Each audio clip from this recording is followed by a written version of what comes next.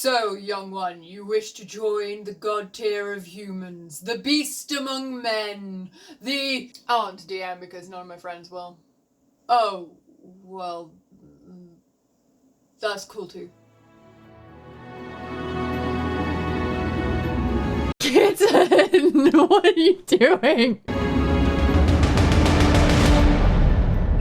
Hello, you wonderful people. I'm Dracthonia, and I'm here to help you on your journey towards your best self, one game at a time. I've been playing D&D and TTRPGs for over 10 years, and I've recently delved into the world of DMing myself.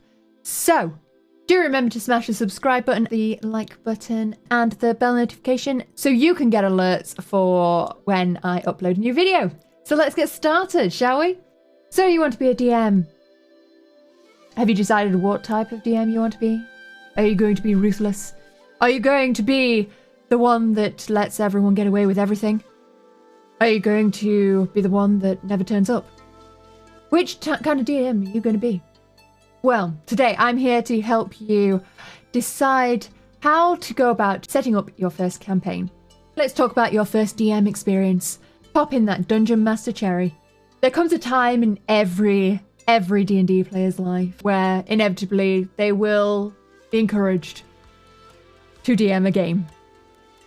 Now, the reasons why you end up doing this are variable.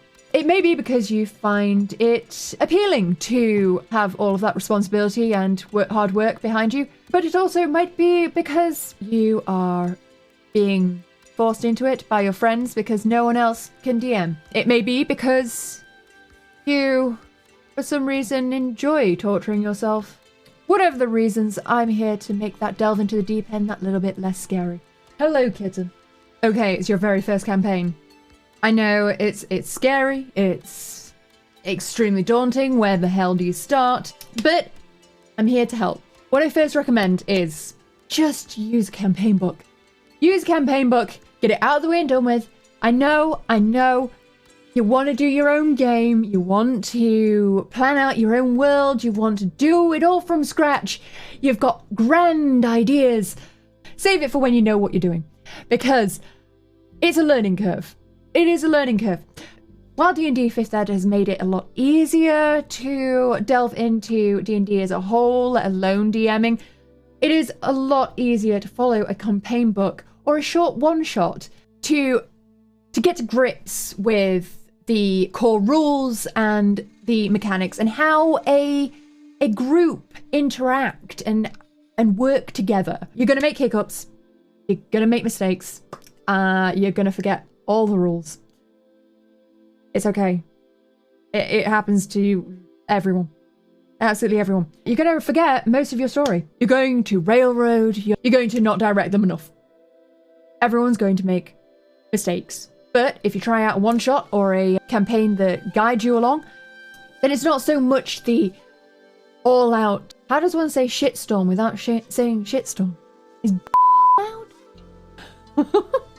Benefit of using a one-shot or a D&D campaign book is also that you get to know your players. If this is a group that you're wanting to stick with for a long time, try out the group before you go into your dream campaign. Test the waters, see how you can get them to interact and work together as a team. It's always going to be difficult, but starting out with something that holds your hand through it is definitely one of my top recommendations. It definitely helped me, although I wouldn't recommend using Out of the Abyss as your first campaign because, dear God. But, you know, live and learn.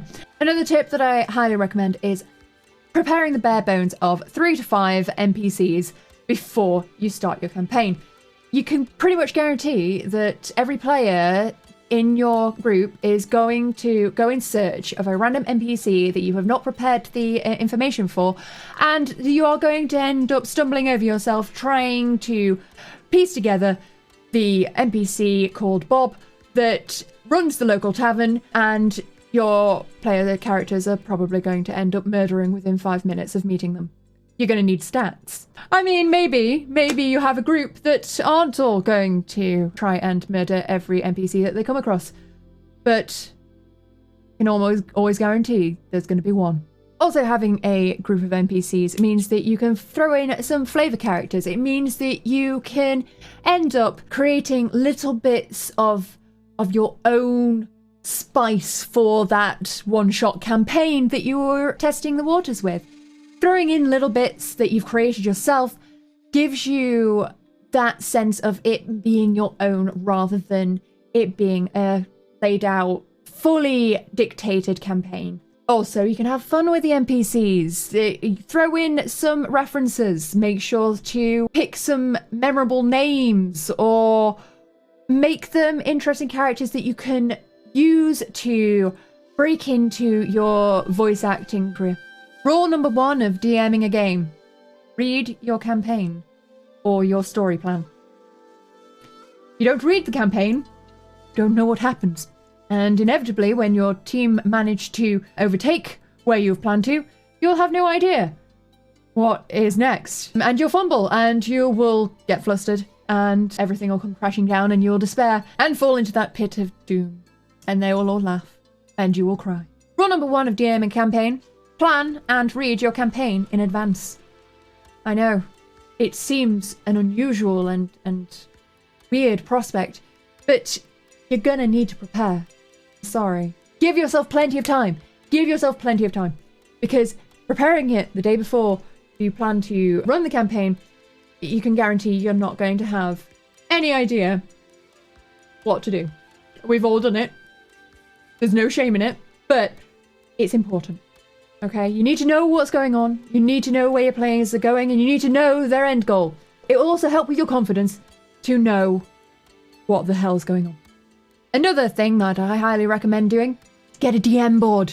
DMs love DM boards. Not only does it allow you to look swish and suave and like you're really super prepared, but it also hides your dice rolls from the players who are trying to figure out if you're about to kill them. And also, on the back, yes, on the back, it has hidden goodies. What's that you say? There are hidden things behind the DM board? Yes, there are indeed. It is extremely useful because... here's one I prepared earlier.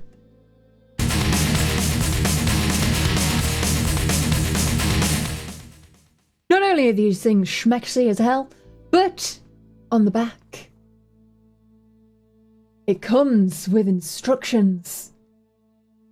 Basically, a DM board is a cheat sheet.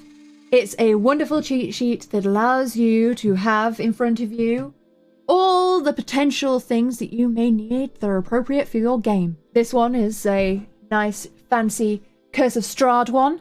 So it has all of the bits and pieces that I would need for that particular campaign. You can get a generic DM board that allows you to have the generic rules on the back for your browsing pleasure. These wonderful things usually have the basic rules of combat, the information that you need for status effects, rolling up a random weapon, and your basic ability checks, which are all really useful to have easy access.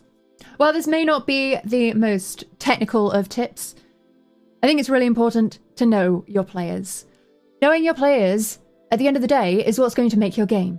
Your players are the storytellers of your campaign.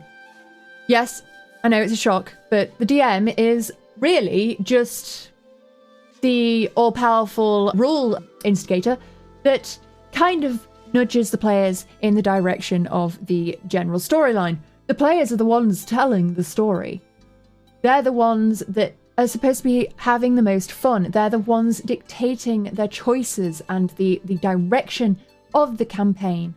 And really, knowing your players is the way to make that experience the most fun for them. If they're having fun, then you're having fun. So I highly recommend knowing your players, getting to know what it is that they are wanting to achieve from the campaign, what it is that they're interested in doing, what their biggest hates and likes are, and also reading their character sheet. A lot of players put a lot of effort into their character sheet, and it's extremely important to know the background of their characters so that you can put in flavor bits for them specifically, so they feel like it's more personal to them. When it comes to knowing your player characters, it helps if you write a cheat sheet. Writing a cheat sheet is a great way of having all of the important information easy access without having to read through lots and lots of paper and lots of tabs in Roll20. So it allows you to glance at information that you need handy in the middle of a battle, for example. Lucky for you, I've made you a very handy freebie that is your very own character cards. This allows you to put down all of the useful information that you need about your NPCs or your PC characters and have them in front of you with nice little attractive cards. It's a free printable and you can get that by going to our Discord. The link should be down below. Hey, also, if you'd like to have some extra help, there's always the Patreon. I'm doing D&D tutoring, so go and check it out. Okay, bye. Obviously, it's really important to know the rules, but there are a lot of rules. There are a lot of books, and you're not going to remember all of them. You just can't. You can't remember all of them. That's why the DM screen comes in handy. It allows you to have a cheat sheet of all of the rules that you may need. I often don't remember the rules. I'm learning, it happens.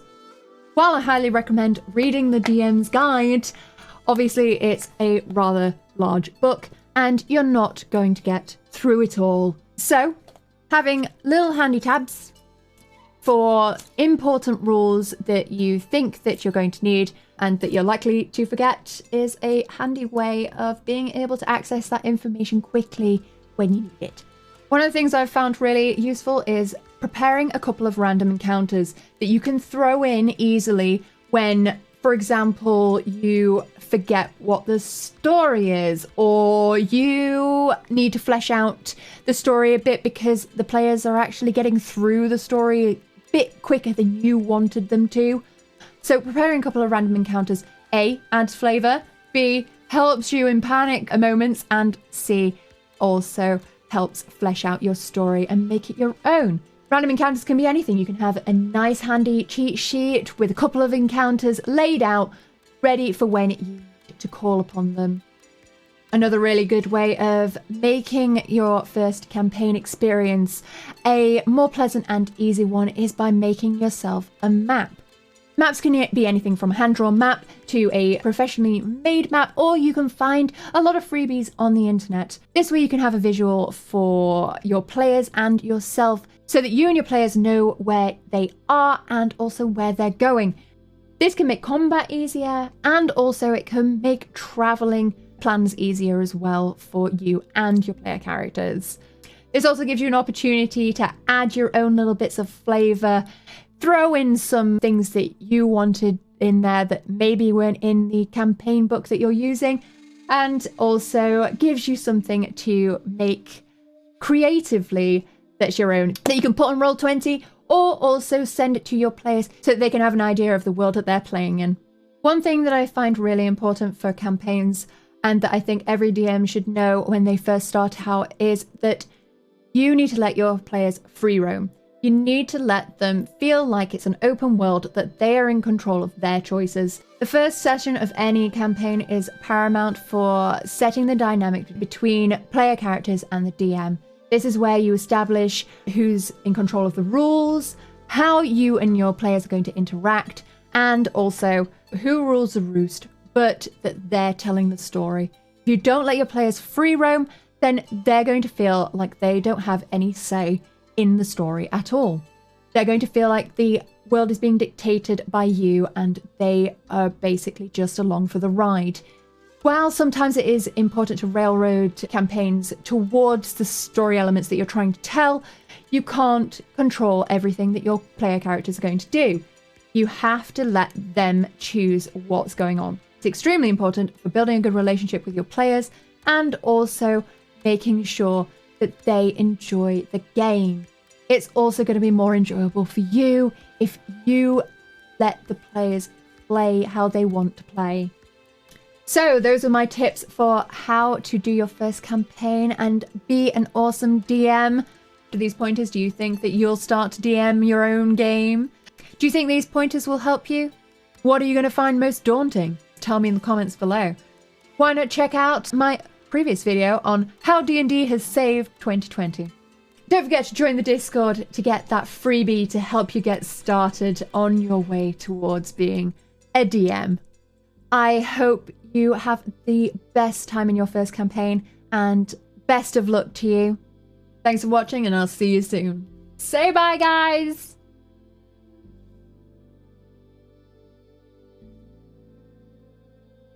So, young one.